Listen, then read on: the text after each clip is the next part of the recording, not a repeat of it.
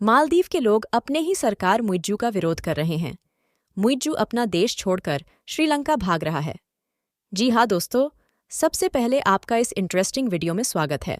मालदीव के नेता मोइज़ू हमेशा भारत के खिलाफ साजिश रचते रहे हैं। भारत का नाम लेकर अपने लोगों में जहर घोलते आ रहे हैं। मगर अब यह सब हथकंडे फैल होने लगे हैं। भारत के खिलाफ साजिश रचने वाला मोइज़ू आज कैसे अंजाम भुगत रहा है? गरीबी की चक्की में पिस रहे मालदीव से उठ रही विद्रोह की आवाज़ मोइज़ू के सामने संकट का सबब बन गई है। यहाँ लोग मोइज़ू से मुक्ति पाना चाहते हैं।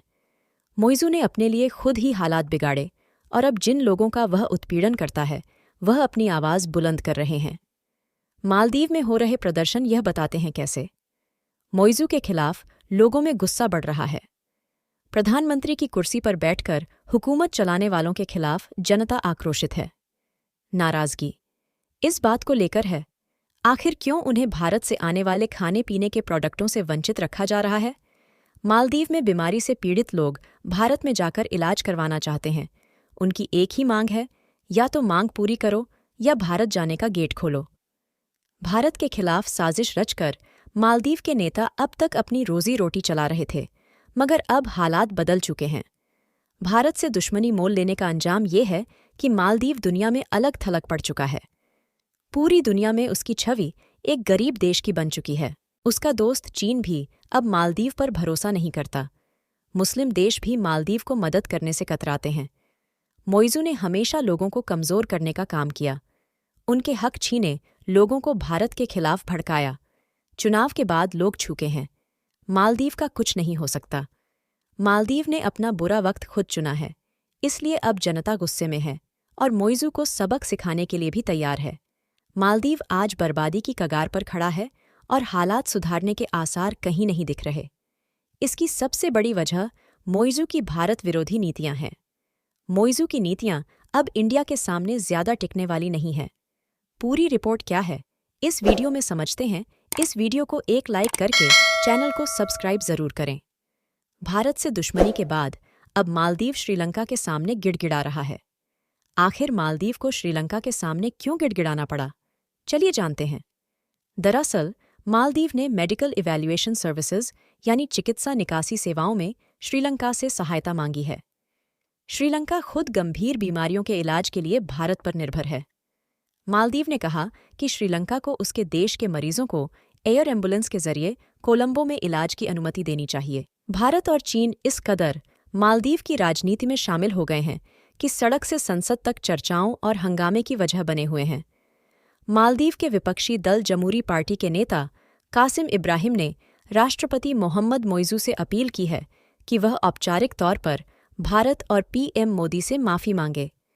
पीएम मोदी से माफ़ी मांगने की यह मांग तब उठी जब मोहम्मद मोइज़ू को देश की संसद में विरोध का सामना करना पड़ा है। पूर्व राष्ट्रपति अब्दुल्ला यामीन ने इंडिया आउट अभियान की शुरुआत की थी, जिसके कारण भारत और मालदीव के बीच तनाव बढ़ा। पूर्व राष्ट्रपति इब्राहिम सोलिह ने भी इस अभियान का विरोध करने में देर की। इस बीच भारत के विदेश मंत्री एस जयशंकर ने भी भारत और चीन को लेकर अपनी राय रखी है। जयशंकर ने कहा है कि सब पड़ोसियों के बीच परेशानियां आती हैं, मगर आखिरकार पड़ोसियों को पड़ोसियों की ज़रूरत भी होती है। विदेश मंत्री जयशंकर ने कहा, चीन भारत के पड़ोसियों को भारत के खिलाफ खड़ा कर रहा है, लेकिन भारत को ऐसी घटिया राजनीति से डरना नहीं चाहिए। सब पड़ोसियों के बीच दिक्कतें आती हैं, लेकिन आखिरकार एक पड़ोसी को दूसरे पड़ोसी की ज़रूरत होती है।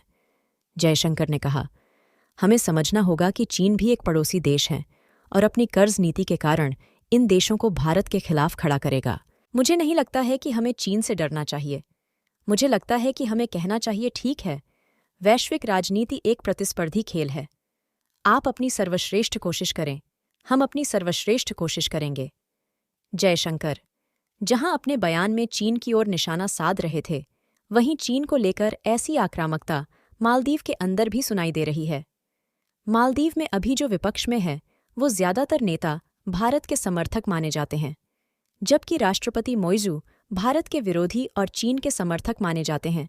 बता दें, श्रीलंका के लोगों के लिए भारत में खजाना खोल दिया है और यही वजह भी है कि हर दूसरे दिन श्रीलंका भारत को थैंक यू बोलता, लेकिन दूसरी तरफ श्रीलंका का ये थैंक यूं मालदीव को मिर्ची जैसी लग रही है।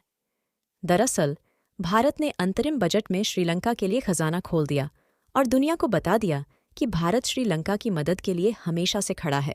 और इसे ऐसे भी देखा जा सकता है कि श्रीलंका में चीन की दखलंदाजी के बाद भी भारत ने श्रीलंका के लोगों को उतनी ही मदद दी जितना वो हमेशा से देते आया है, यानी श्रीलंका के लिए भारत तय कर दिए, जिससे मालदीव खून के आंसू रो रहा। उसके मंत्री मीडिया में भारत का नाम लेने से थक नहीं रहे। भारत ने न सिर्फ अफगानिस्तान बल्कि अपने हर पड़ोसी देश की मदद करने का ऐलान किया। भारत ने पाकिस्तान और मालदीव को छोड़कर भूटान, नेपाल, अफगानिस्तान, मॉरीशस, म्यांमार, श्रीलंका, बांग्लादेश जैसे देशों की मदद का ऐलान कर दिया और देखते ही देखते भारत ने अपने पड़ोसियों पर खजाने की बरसात कर दी। अब यह मालदीव की बुरी किस्मत है या नहीं है, उसके बारे में भारत ने सोचा तक नहीं, लेकिन इस बार के खजाने में विशेष तौर पर लक्षद्वीप का जिक्र था। लक्षद्वीप को लेकर भारत ने जमकर पैसे बरसाए हैं और लक्षद्वीप 100 करोड़ का ऐलान कर दिया है। अब सवाल यह कि भारत क्यों 100 करोड़ बरसा रहा है? लक्षद्वीप पर और क्या, चीन और मालदीव को एक साथ भारत ने पटक दिया है। अपने बजट से आप समझ गए होंगे, ये बजट मालदीव के टूरिस्टों को लक्षद्वीप की ओर डाइवर्ट करने के लिए दिया गया है। लक्षद्वीप मतलब लाखों द्वीप जिसके नाम में छुपी है इसकी पहचान। पूरा लक्षद्वीप कुछ और नहीं बल्कि कई छोटे छोटे शानदार द्वीपों का समूह है जो एक दूसरे के पास स्थित है। सुनहरे समुद्र तट, नारियल के घने जंगल, जादुई लेगून, भारत का ये खूबसूरत प्रदेश 36 द्वीपों से मिलकर बना भारत का सबसे छोटा केंद्र शासित प्रदेश है। लेकिन इन द्वीपों में से सिर्फ 7 में ही लोगों का बसेरा है। लक्षद्वीप की राजधानी है कावारत्ती, जो भारतीय उपमहाद्वीप के सबसे खूबसूरत स्थानों में से एक माना जाता है। यहाँ के सफ़ेद चमकीले बालू वाले बीच तथा शांत वातावरण लोगों को काफ़ी बहते हैं। लक्षद्वीप प्रकृति की गोद में बसा एक बेहद खूबसूरत द्वीप है और ये उन लोगों को छुट्टियों का सही आनंद देता है जो समुद्री तटों, पानी के खेल और सी फूड के शौकीन हैं। यहाँ का पानी इतना साफ होता है कि आप आसानी से पानी की सतह को देख सकते हैं। समुद्री जल में तैरती अनोखी रंग बिरंगी मछलियाँ इन द्वीपों की सुंदरता में 4 चांद लगा देती हैं। आकर्षक कोरल रीफ द्वीप के सुंदर नज़ारों के साथ साथ आधुनिक बुनियादी सुविधाओं का दिलचस्प मेल है। यह प्रदेश जो दुनिया भर के सैलानियों को अपनी ओर खींचता है, घूमने के लिए भारतीय और विदेशी पर्यटकों को कोच्चि में परमिशन लेना पड़ता है। यहाँ पर विदेशी सैलानियों को सिर्फ 3 दिन ही घूमने की परमिशन मिलती है, पर अगर आप एक भारतीय पर्यटक हैं तो आसानी से सारे द्वीपों की सैर कर सकते हैं। यहाँ सैलानियों के लिए कई शानदार रिजॉर्ट और होटल मौजूद हैं और भारत इसको वर्ल्ड क्लास लेवल के टूरिस्ट पैलेस में कन्वर्ट करना चाहता है। दोस्तों, आपको इस बारे में क्या लगता है, ये कमेंट करके बताना बिल्कुल भी मत भूलिए। ये वीडियो अच्छी लगी हो तो दोस्तों तक अवश्य पहुंचाएं। वीडियो अंत तक देखने के लिए धन्यवाद।